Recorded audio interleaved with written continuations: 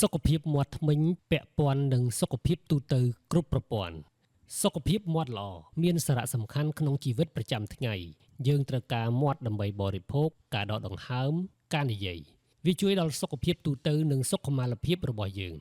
មាត់ដែលមានសុខភាពល្អអាចបង្កើនទំនុកចិត្តលើខ្លួនឯងនិងជួយឲ្យអ្នកមានអារម្មណ៍ស្រស់ថ្លាតាំងពីក្នុងដល់ក្រៅថែរក្សាសុខភាពមាត់ដើម្បីសុខភាពផ្លូវកាយនិងសុខភាពផ្លូវចិត្តស្ទើរតែពាក់កណ្ដាលនៃប្រជាជននៅលើពិភពលោកទាំងមូលកំពុងផ្ទុកជំងឺមាត់ធ្មេញដែលក្នុងនោះធ្មេញពុកមិនបានព្យាបាលប៉ះពាល់ដល់មនុស្សប្រមាណ 2.5 លាននាក់ការបាត់បង់ធ្មេញទាំងអស់ប៉ះពាល់ដល់មនុស្ស 350 លាននាក់ជំងឺអញ្ចាញធ្មេញកម្រិតធ្ងន់ប៉ះពាល់ដល់មនុស្ស 1000 លាននាក់ជំងឺមហារីកមាត់ប៉ះពាល់មនុស្ស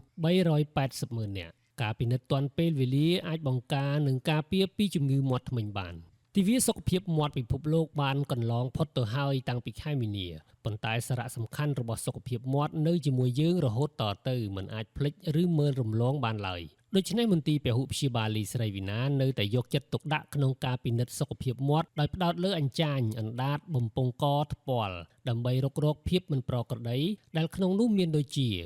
មហារីកឬការប្រឈមនឹងមហារីកក្នុងមាត់រលាកអញ្ចាញក្លិនមាត់ផ្សិតអណ្ដាតកូនកណ្ដុរហើមក្រោមថ្គាមនិងជុំវិញក